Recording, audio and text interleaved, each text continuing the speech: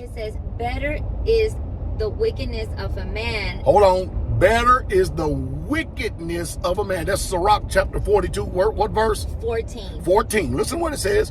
Better is the wickedness of a man. Now hold on for a second. Better is the wickedness. Listen what it says. Better is the wickedness of a man. I want to stop right here just for a second. This is the Most High talk. You see, most of you people out there are offended with his program. You're offended with his word, his laws, and his ways because, see, I am the only preacher that y'all ever heard of in the whole of the internet that made these statements right here. I cannot find one place in the whole of the entire Bible where it warns a woman about a man. Go check me out. I dare you to find it. Find it somewhere. But better is the wickedness of a man than what? Than a woman who does good. Now, hold on.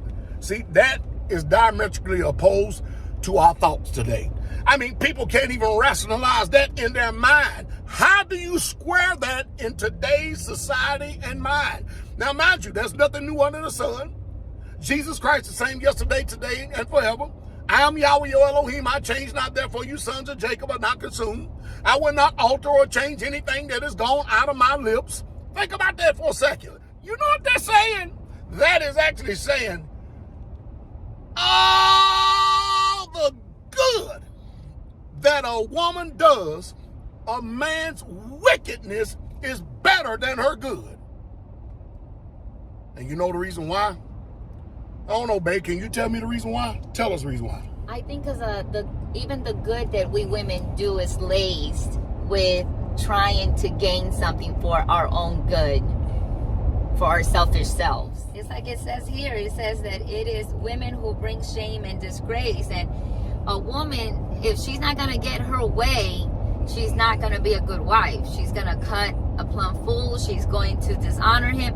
But as soon as she can finagle, manipulate her way around what in what she wants to do, or how she wants to have that man react to what she wants, then she'll be, loving and kind. It's all it's all a farce, isn't it? Yes, it's all in that vein of selfishness. It goes back to her just wanting what she wants, period. How is that? How do they bring shame and disgrace? By dishonoring, the man, right? Not being submissive, not being obedient unto their head. Well, what if they say that? Well, you're right about that, a pecking order. What if they say, well, him, and keep pointing the finger at him and him? What do you say, Mama? The Bible still states we need to stay in our place, be submissive, be obedient, because the head of the man is Messiah. So as we submit unto our man, whether he's right or wrong in our mind of how he's dealing with us, Messiah will deal with the man. We must maintain our place in our marriage by submitting unto that man, regardless of what you think he is, of what we might perceive him doing or not doing, according to our mind. Because most of the time, we're just being wicked, even in our right mind. Even when we think we're right, we're wrong, because we're emotional and very delusional. Yes, we are delusional, but we're all about our emotions and our feelings. So when we judge anything, it's based on feelings and emotions. It's not based on the word of Yah. It's based on how we feel and how we perceive and how I think things should be, because this doesn't make sense to me, and I don't think why. I don't think, and I don't know, and maybe, and everything is based on feelings and emotions and on our own perspective. It has nothing to do with what Yah has already established, or how the law says that we should be, or how we should act. See, in other words, a righteous woman, you're not justified. You're not justified, righteous woman. The book tells you the type of woman that the Most High Yah is pleased with, a woman of a meek and quiet. Look at his spirit. See, most of you know how to be quiet on the outside, but you don't know how to have a quiet spirit that is settled and trusting in the Most High Yah. And that's the issue and trouble right there. That is the truth. I really do believe it, because I think a lot of women, including myself, I mean, I'm a woman. I'm not going to deny it. We do things calculated. If we're doing good, it's being calculated.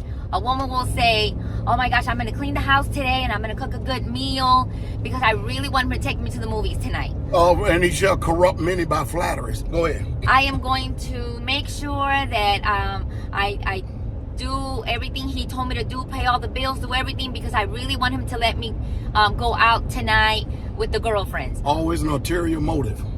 I am going to make sure that dinner is ready because hopefully he'll take me out to dinner the next time I ask. I mean, everything is, you're driven by what you want. Everything, I don't care what it is. There is an undermining motive to manipulate that man into doing eventually what you want because of your good behavior.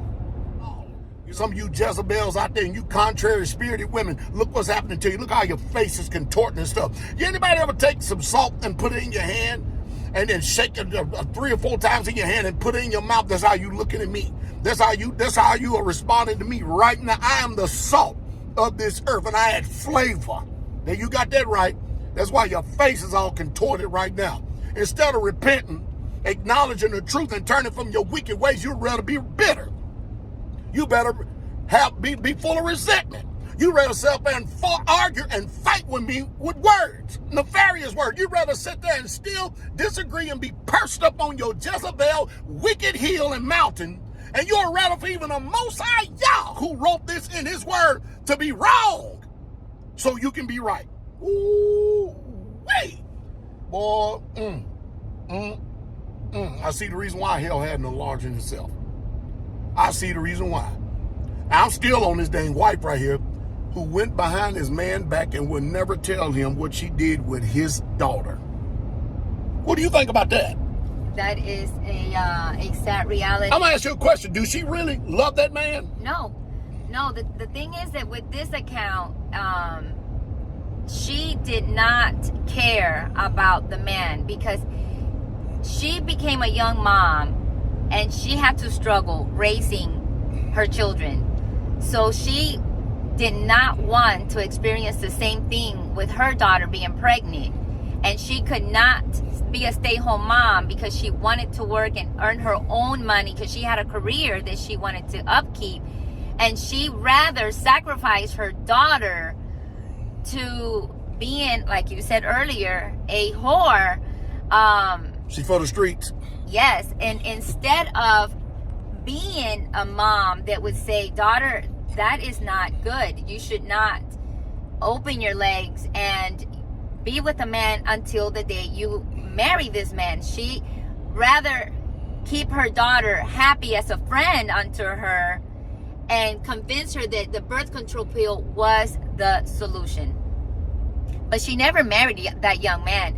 She ended up breaking up with him. And of course, you know, with that comes more boyfriends. Like you said earlier, they're promiscuous. More fragmentation of the soul. Yes, and more a broken soul out there now. It's a sad reality, but that's just one account that I experienced out of the many that I knew about that really impacted me as a young mom. And I just couldn't see how moms did not want to love their daughters enough to want to, like, protect them, protect their bodies and their minds. They couldn't love their daughters because nobody loved them enough to protect them and stuff. So their form of protection is go out here and get conventional medicine while she's still sinning. Boy.